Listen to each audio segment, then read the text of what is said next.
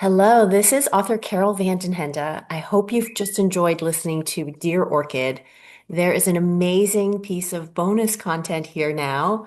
I have such an honor to be able to introduce to you Sgt Bryan Anderson, whom you might know from both the opening story, Still You're Here, Still You're Tall, sorry, and there's an essay about Brian's life that I wrote because I was so moved from having met Brian, worked with Brian.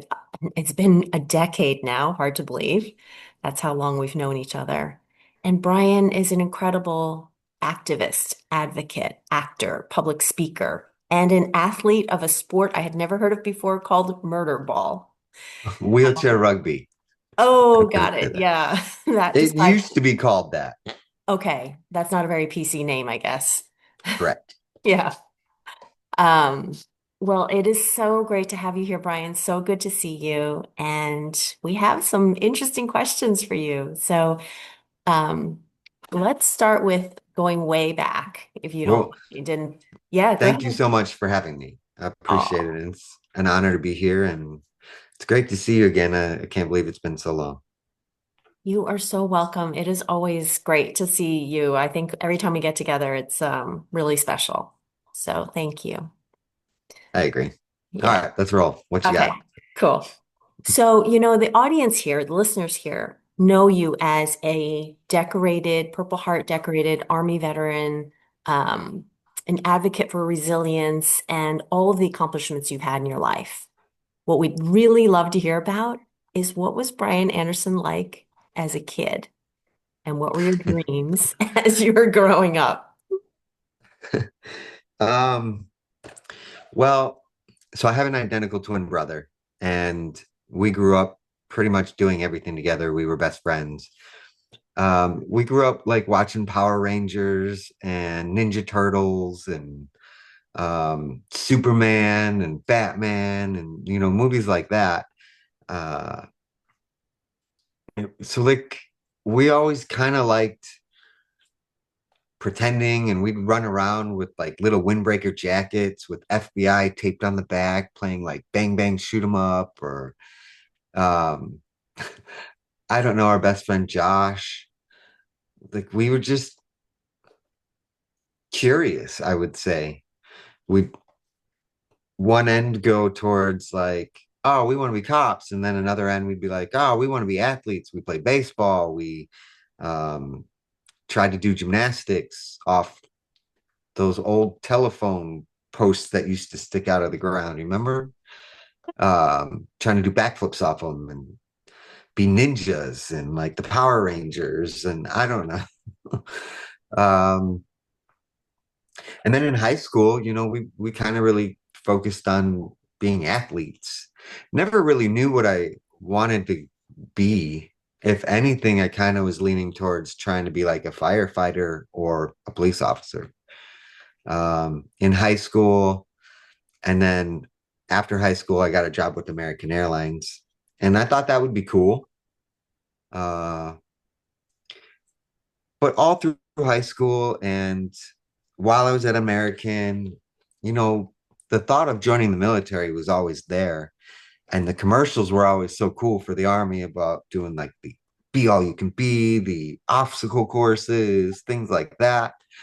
And I always like telling myself, like, you could do that. Like, and I don't know, one day I just was like, you know what? I'm a tough dude. I've always wanted to fight for the little guy. I'm a little guy myself. I'm gonna go do it. So I don't know. That's kind of who I was. So the themes I hear are heroism, like all of those superheroes you named, as well as athleticism, like the gymnastics off the telephone poles. And, those are themes that definitely still come through now and are, part of what you described with the wheelchair rugby and, joining military service. So I feel like it's still there, that little Brian that you're describing, you and Bobby. I mean, do we ever really? I don't know. I think we just forget to remember to celebrate who we are. I don't know. They say, right, that if you go back to your childhood and what you were into, it actually is the truest version of yourself. And that I sometimes the outside world makes us forget. I've never heard that before, but that makes a lot of sense, and I think I agree with you. Yeah, it's still there. I love it. So you wrote about your twin brother and some of your life in your memoir, No Turning Back, which was one of the first things we did when we first met was I brought you a copy of No Turning Back to sign for me, which I still treasure. Um, that was published back in 2011. A lot's happened in the last, 14 years. If you could change anything or add anything to your memoir, what would you like to edit? Okay, so here is a real honest answer. It's been a long time since I've read that book, and I don't necessarily remember every exact thing that's in that book. But I would honestly say I don't think I would change anything. I took my time doing that. I said what I wanted to say with intention, and um, yeah, I probably would still give the same advice. I think it stands the test of time. I actually put a piece of your advice in the beginning of the story, Still You're Tall. You might remember this quote. I think it's really apt. You said, "What matters in life isn't what happens to us, but how we choose to react to it." Yeah, yeah, 100% still agree with that. Um,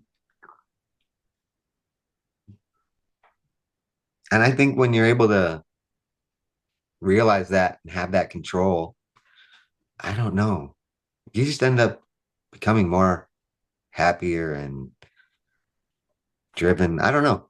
I Mhm. think it's all interconnected somehow. I think we are all interconnected. I feel like humanity, Sure. and the more we remember that, the more we move towards peace, as opposed to highlighting our differences, which in the end are not that great most of the time. No, it'd be much greater to highlight the things that we share in common. Yes. Yes, I agree.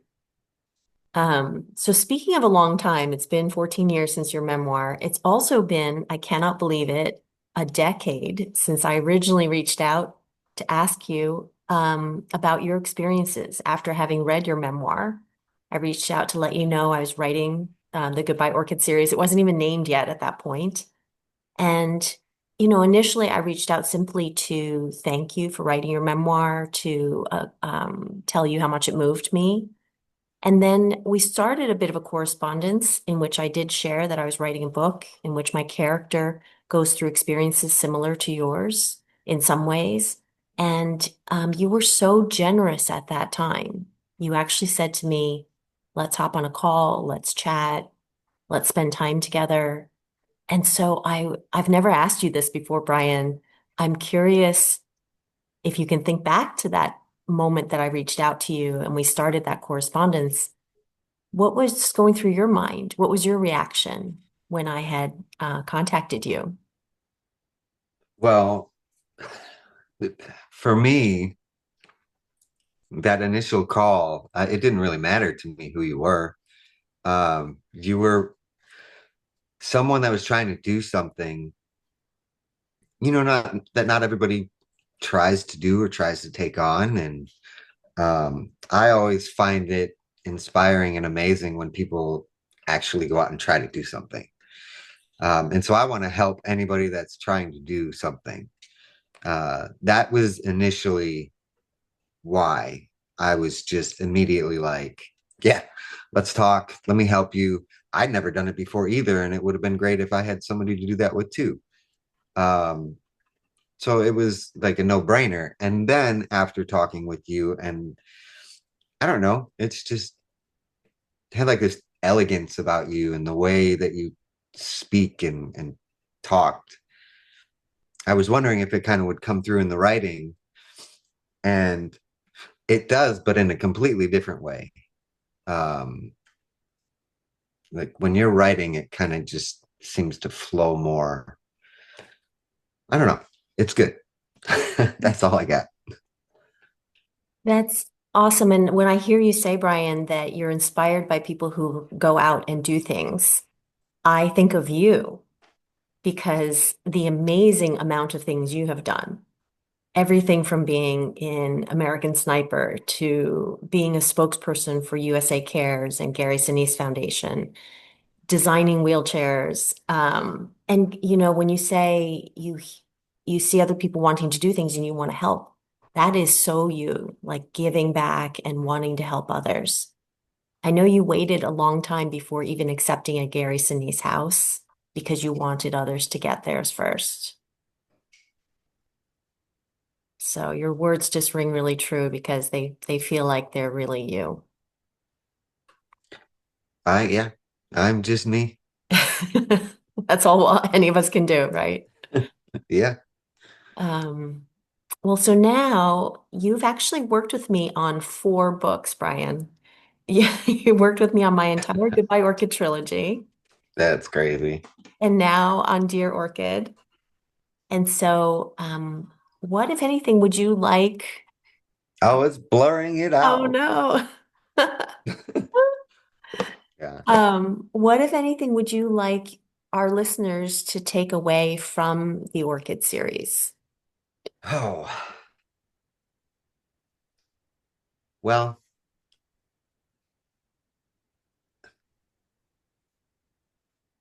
I kind of, for me, it's a really cool story about, like love and adversity and it's told in a very unique way and using different types of individuals. But you can relate to everybody. And I don't know. I would like everybody to take away that life can throw you who knows what. But that doesn't mean anything can't happen. I guess deep down, that's really what it comes down to, right? Um, but then the cool thing about it is that you get to feel that and see that and be a part of that journey.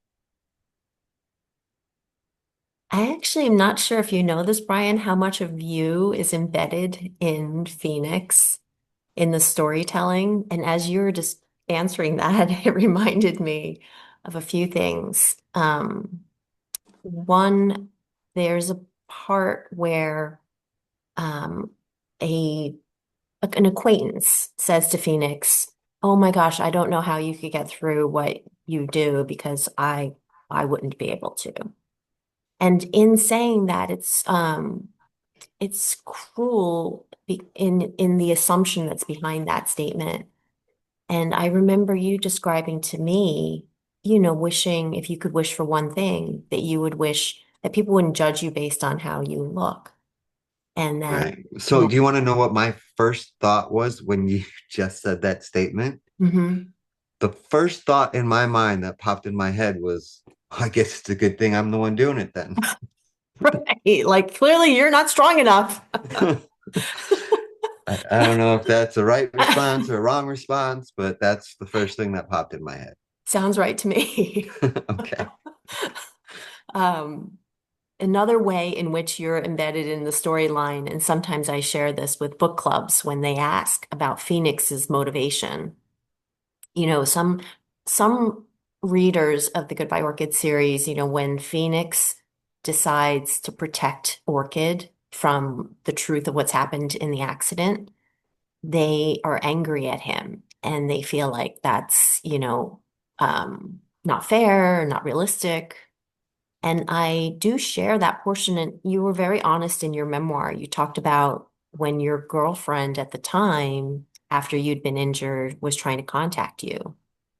And you, Well, she wasn't my girlfriend yet, though. But yes, uh, technically, it was basically that. Yes. okay. Yeah. And then you were saying, no, I don't want to respond to her emails. I don't want to take her calls. I don't want her to see me. I want her to remember me the way I was. And I share that at times, and readers really resonate with that. when I share that from your memoir. And I talk about that a little in Dear Orchid too. Yeah, Yeah. well, that's how I felt. And like everybody's different. Some people feel, and everything worked out for me. I still felt that way though, but it was a different situation for me. Like I met this girl on 2 weeks. I was on 2 weeks of R&R from Iraq. It's like I was in the middle of war. Um, had already spent a year and a half in Iraq, and I just met this girl, and it was like kind of like love at first sight. And then we're emailing back and forth, and then I get blown up. So to me, that wasn't enough time Mm. to have spent together for me to feel like it was okay to put this kind of responsibility on her. Mm. You know what I mean? Uh, Yeah. but then, my twin brother is like, "You son of a, what's wrong with you?" Like, and he, reached out, and that, we ended up dating. So that was cool. It Mhm. didn't end up working out, but everything happens for a reason, and I am who I am today. Well, a few things. One, you're right that everyone's reaction might be different. I will say that my friend who helped me with my book, she's the head of plastic surgery for a teaching hospital. So she's actually met a lot of people who've been in life-changing accidents and the aftermath. And she says it's very common, in fact, for even a spouse, not even like somebody who's only known each other for a few weeks, but even for a spouse to say, I don't want to see my wife. I don't want, like it's just too big of a shock. So you're So definitely not the only one. I think that's more or less sort of an emotional response when you're talking about a husband and wife, as in like this is how much shock I'm in. I don't want to see her. I don't think they actually mean I don't want to see them. I don't know. I could be wrong. But for me, it was, yeah, yeah. I understand that she would want to see me. I knew that. I knew what I was doing. Mhm. I, I don't know. And to be honest, when you look at it, it is selfish. At the time, I didn't care. Actually, as you were describing the motivation, it didn't sound like selfishness to me. It sounded like you were thinking about Yeah, protecting but who am her. I to make a decision for somebody else? And yes, and that's where readers feel. But yeah, I don't know. It's just a tough situation all around. Yeah. And my friend, who's the doctor, says sometimes for her patients, it's that they don't want to see the expression on their spouse's face, when they come visit. I can see that. Yeah. That So, can create emotion if they mhm. don't have the reaction you want them to have. And so that's understandable. Yeah. Yeah. All right, what else we got? All right. So, um, Dear Orchid, so the opening story is a letter I'd written to you when we first met in LA. It was actually the first time we spent some significant amount of time together. And you had said before that trip, you had said to me, why don't we just spend some time together and I'm going to show you how easy I make it look. And so you literally said that to me. So I'm wondering, I wrote my perspective in the story, Still You're Tall, and I'm wondering what stands out in your mind about when we first met. Wait, are you saying I said you're tall? Yes, so the Yeah. reason the story is named that is when we first like saw each other, we said hello outside your patio, and then we went into your house. This was when you Hmm. were living outside of LA. Yeah. Um, And then you like checked out my outfit and you said, "Hey, you're tall." And I said, "Oh no, it's the shoes, right?" And I showed you because I was wearing like these wedge heels. And Yep, I you're like, remember. And you were like, no, still, you're tall. That was, your line to me. If I remember correctly, I think you had like this black leather skirt on with these black leather boots. I don't know. That was awesome. I don't know. I liked it. Um, I what I liked about it the best was that I just got to feel like I got to know you as a person a little bit more. It was more or less about, I don't know, becoming friends rather than doing work or like working on the book. It was, you know, discovery.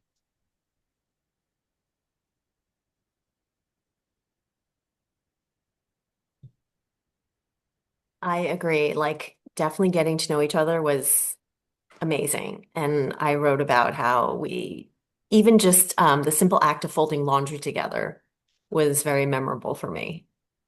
And I write about that. So I actually feel really horrible about this. Um, and I don't know what it is, but my memory is so bad. Um, I have wonderful and beautiful moments that I remember, but I don't remember a lot of details Hmm. and just not good like that. Well, then maybe reading the stories will remind you. I've Oh, for captured them sure. for posterity for us. Yeah. Um, I have a box though, mhm, that's in my condo in Chicago that I keep all my important anything mhm. and your letters in that box. Oh, It's just up in Chicago. thank you, Brian. That means a lot. Thank you. All right. Well, so I'm going to ask you about if there's a symbol that's meaningful to you, because you might know my whole series is named after orchid, and it's meaningful because orchids have a reputation for being delicate, but actually they're quite resilient, which is true of my character as well. Do you have a personal symbol that you feel represents you? You're not gonna like the answer, but no, I don't think so. And that's totally fine. Your answer is your answer. I will say, when I think of you, your tattoo, I do feel like captures you. Do you? And I remember when you Oh, first got that it. one? Yeah, live, love, thrive. Yeah. It still looks really good. Thanks. So I remember when you first got it. How do you feel about now? Because it's been a lot of years. Well, so that's more or less like a motto. I thought, like Mm, symbol is different to me, okay. like an orchid or like, like an eagle or like to me, those are like symbols or like a flag. Mm. Um, but I don't know. I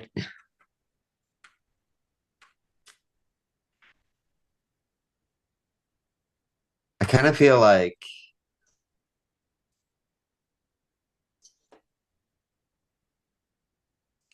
I don't know. I don't know how to answer that. Some have symbols to help remind them about things. Me, I'm just always true and in my head to who I am. I don't know. That's fair. No problem. And actually, when you said Eagle, it reminded me of your Rare Eagle Award that you won Yeah, a number of years ago. That was special too. You've been recognized in so many ways, and there's now a statue of you as well. I saw that bronze statue. That was pretty incredible. I'm very fortunate and blessed and honored to be able to represent so many wounded soldiers. Mm. Well, thank you for your service, Brian. And one time you taught us to say not only thank you for your service, but welcome home. If Yeah, you I remember remember, that. we had asked Yeah. you, what do you like people to say to you? So, Dear Orchid is written as letters. I'm wondering if you could write a letter to anyone, who would you write to and why? What would you want to say? So that's a really tough question. And I don't really know, um, because there's nothing that's just off the top of my head that I'm dying to try to tell anybody. Mm, I always just speak my mind, and you pretty much know what I'm thinking, things like that. Um, if it was about a certain topic, like if you chose a topic, I could pick somebody to write to, or I don't know. But no, I don't. I don't have that. I don't have anybody in my life to where I'm pursuing. I'm single because I choose to be, uh, for the time being. I don't know what I want. I don't know where I'm going, but I'm happy mm. in the pursuit of the things that I'm doing. My friend Noah, he's a guy on my rugby team, and we've actually been filming this documentary over the last 3 years about our rugby team. It's going to come out this year or the beginning of next year. It's pretty cool. Wow. But in that, he says, like, I was fulfilled. I'm doing everything I want to be doing. I was happy. I didn't even know I was missing out on anything. He now has gotten married, has a kid, all since these 3 years. So this is all in this documentary. And he's just like, I didn't even know I was missing anything, but I Mm, was happy until I have it. And now I can't even imagine not having that. mm, And so, you never know. I'm just not there yet, but it's not a huge priority in my list either. mm. I'm happy and content with where I'm at and what I'm doing. That's been my experience with you since the day we met, Brian. You go after what you want and you are extremely content. And I even love your answer to I don't have a letter I want to write to anyone because I've said everything I need to say. I think that's a formula for living a life with no regrets. You say what you want in the moment and you don't even need to go I back think and that's the best compliment anybody's ever given.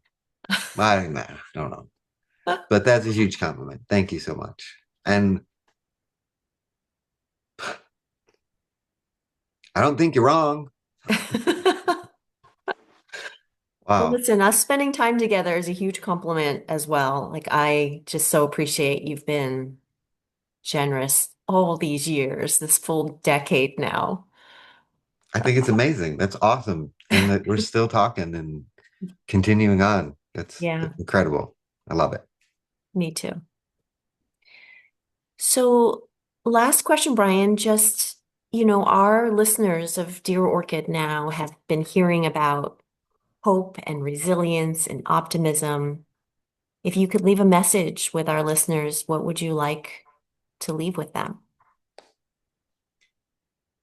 Well, it's not easy. Hope and optimism and all of that stuff. Um, but it's worth it. And anything that ever comes easy usually isn't really worth it. So try to do what you got to do. Try to be positive. Try to be optimistic. I promise. I don't promise. I can't promise. But most likely it'll pay off for you. That's brilliant, Brian. Yep. It's not easy, but it's worth it. I think that's a beautiful note to leave on. I thank you so much for your time, Brian, not just today, but just um, being in my life all these years. Thank you. Yeah, no problem. I appreciate it. You too. Yeah, Yeah, great. All cool. right. You take care, Brian. I will. Thank you.